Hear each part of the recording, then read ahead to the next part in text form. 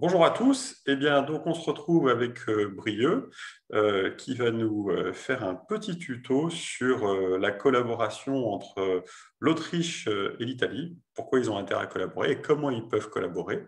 Je rappelle que Brieux est un joueur expérimenté en Blitz, bien connu sur différentes plateformes sous le nom notamment de Gros Chat. Donc Brieux, c'est à toi.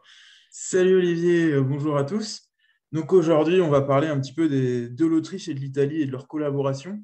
Donc petite mise en contexte, on parle bien ici des parties en blitz ou en gunboat selon les traductions, et plutôt sur des formats assez courts, donc plutôt des parties qui vont jouer en 7, 8, 9 ans.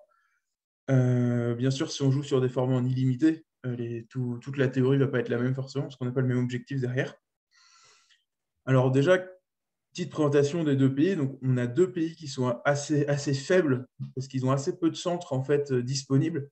On va voir d'un côté l'Autriche qui a vraiment que la Serbie qui a un centre qui lui appartient, on va dire, un peu de fait. Et l'Italie, elle, a que la Tunisie qu'elle va pouvoir avoir de manière quasiment sûre. Donc, ces deux pays qui sont assez faibles par rapport à leurs deux voisins au sud, qui sont la Russie et la Turquie, qui ont tendance à être beaucoup plus dominateurs, en tout cas si chacun joue pour sa pomme. Donc, on a une alliance qui est assez naturelle entre les deux, en fait, qui est une alliance un petit peu assez naturelle, parce que dès que l'Italie et l'Autrichien jouent l'un contre l'autre, on se retrouve à avoir souvent des Russes ou des Turquie qui vont démonter la table. Donc, c'est vraiment une alliance très classique. Et à défaut de faire une alliance très engagée, il faut en général au moins faire un cessez-le-feu et peu d'agression entre les deux. Donc là, on va commencer cette petite série de vidéos par la lépante hongroise. Si je ne me trompe pas sur le nom, parce qu'il y a tellement de formes de lépante qu'on a tous eu des noms et divers noms chacune, qui consiste en fait cette ouverture à offrir, que l'Autrichien offre Budapest dès la première année à l'Italie, pour que l'Italie puisse mobiliser une flotte sans prendre la Tunisie. Quel est l'intérêt? C'est que ça lui permet, avec la Tunisie, d'aller bouncer, enneiger ou d'aller directement au Levant pour mettre la pression sur le Turc et empêcher le Turc de mettre en place son blocus maritime. Donc le blocus maritime qui est donc en Levant et Égée, parce que dès qu'un Turc a une flotte dans ces deux cases-là, il est quasiment impossible de l'en déloger, en tout cas en attaquant depuis le sud. Donc l'objectif est vraiment d'empêcher le Turc de mettre ce blocus en place.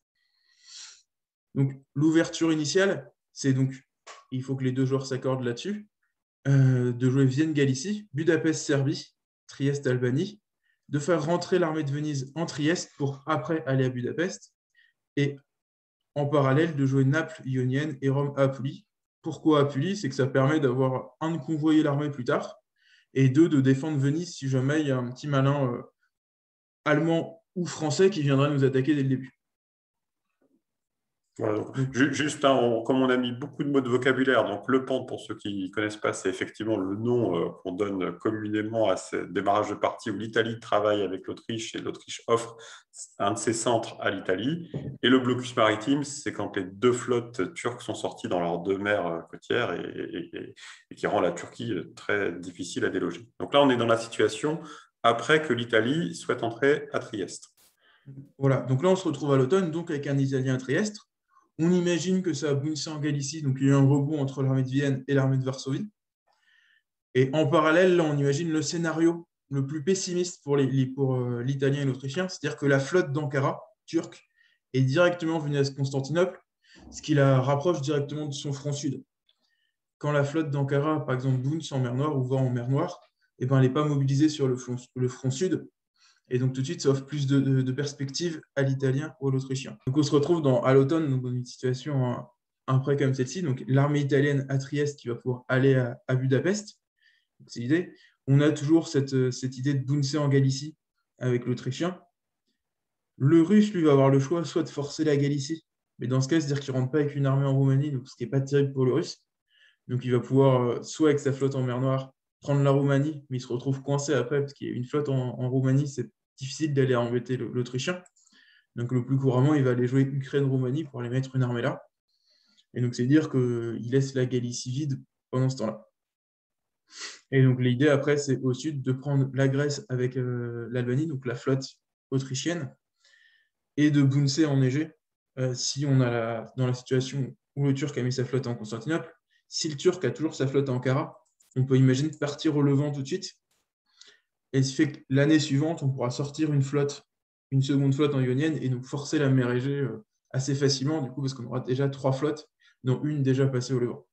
Eh bien, merci Brieux pour nous avoir présenté le pont hongroise très engagé entre l'Autriche et l'Italie, puisque la position de l'armée italienne à Budapest, c'est fort, mais attention aux trahisons. Et donc, à la prochaine, et n'oubliez pas de rejoindre les différentes parties de la Ligue éventuellement. À bientôt.